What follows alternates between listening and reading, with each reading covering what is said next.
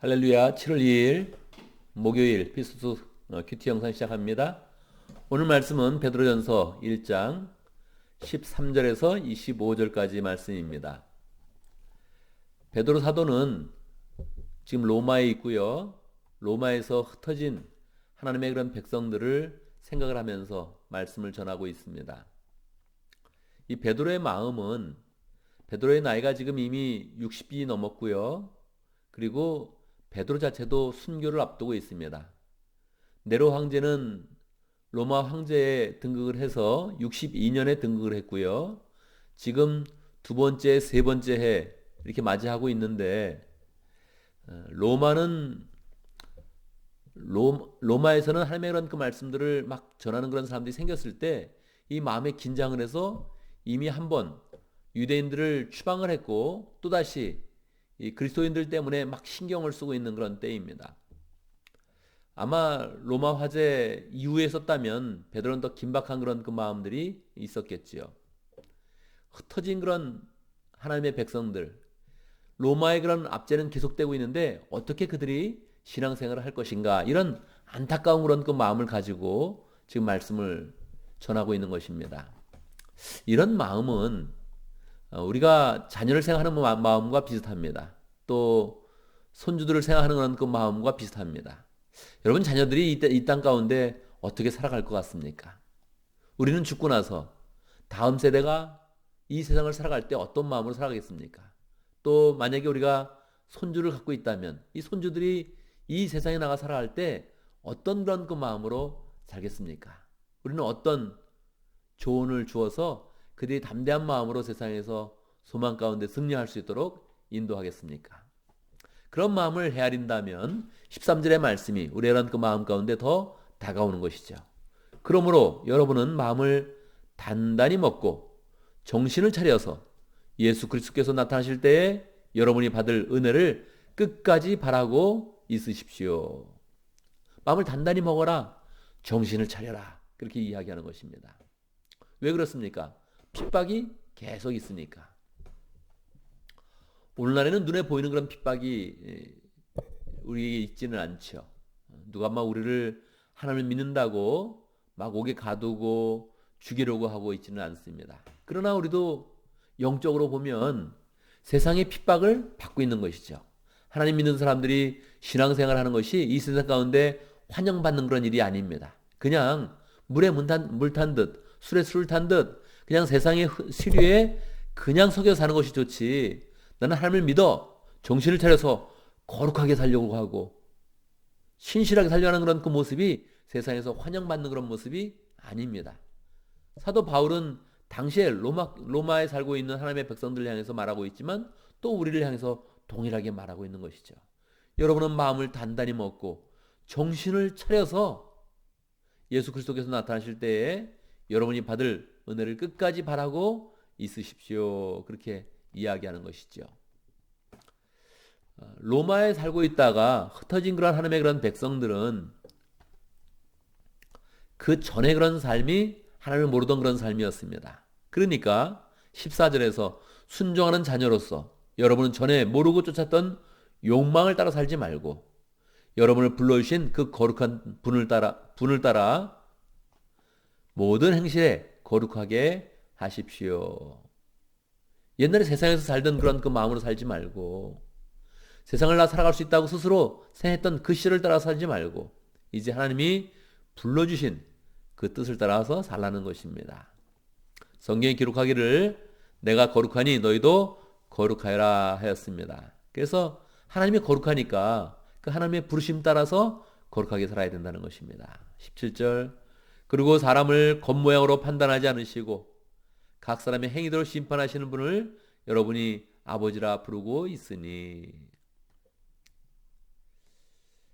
겉모양으로 판단할 때 당시의 사람들은 어떠했겠습니까?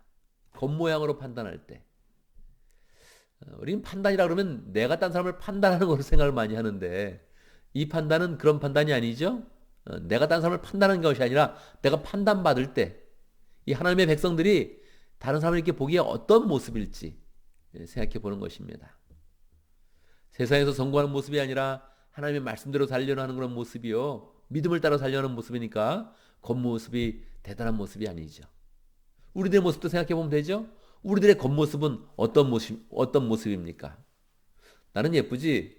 나는 잘생겼어. 그렇게 생각할 수 있겠지만 미국 사람들이 볼 때, 그냥 세상 사람들이 볼 때 나를 보면 어떤 모습으로 보겠습니까?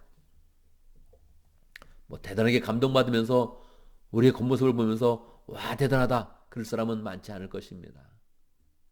근데 하나님이 그걸 보지 않는다는 거예요. 그렇게 생각하지 않는다는 거예요. 옷을 잘 입었다고 무슨 사회적 지위가 있다고 그걸 판단하지 않는다는 거예요. 그냥 각 사람의 행위대로 심판하니까 하나님을 바라보면서 항상 두려운 마음으로, 경외하는 마음으로, 깨어있는 마음으로 살아가십시오. 그렇게 이야기하는 것이죠. 여러분 조상으로부터 물려받은 여러분의 헛된 생활 방식에서 해방되었습니다. 이스라엘 사람도 마찬가지고 이방인들도 마찬가지입니다. 이스라엘 백성들은 하나님의 말씀을 일찍 받았지만 그 조상들이 그 율법의 그런 진리를 깨닫고 예수 그리스도를 믿는 믿음으로 서지 못했으니까 그 조상의 그런 헛된 생활 방식으로 나가면 안 될 것입니다. 이방인들은 더욱더 그러하죠. 조상으로부터 배울 것이 신앙적인 그런 면에서는 별로 없었던 것입니다. 그러니까 그런 헛된 방식에서 해방되어서 이제는 예수 그리스도의 그런 피로써 새롭게 되었다는 것이죠. 흠이 없고 티가 없는 어린 양의 피와 같은 그리스도의 피로써 새롭게 되었습니다. 그렇게 말씀해 주시는 거죠. 그래서 우리가 하나님께 부름을 받았고 그 부름 받은 곳에서는 예수 그리스도의 은혜가 있습니다. 그것이 베드로의 그런 그 말씀의 핵심입니다. 20절 하나님께서 이 그리스도를 세상이 창조되기 전에 미리 하셨고 이 마지막 때 여러분을 위하여 나타내셨습니다. 그러니까 우리가 부르심을 받았고 새롭게 된 그런 그 근거는 항상 예수 그리스도의 은혜로 말미암았다고 얘기해 주는 것이죠. 21절 여러분은 그리스도로 말미암아 하나님을 믿고 있습니다. 하나님은 그리스도를 죽은 사람 가운데 다시 살리시고 그에게 영광을 주셨습니다. 그래서 여러분의 믿음과 소망은 하나님을 향해 있습니다. 그래서 예수님을 믿는 그런 그 마음으로 우리가 순결한 마음으로 서로를 뜨겁게 사랑하면서 이 세상에 있는 그런 핍박과 어려움들을 잘 이겨내자 하는 것이 베드로 말씀의 그런 핵심입니다. 뒤에 있는 그런 그 말씀은 다시 한번 말씀에 대해서 강조를 하고 있죠. 모든 육체는 풀과 같고 그 모든 영광은 풀의 꽃과 같다.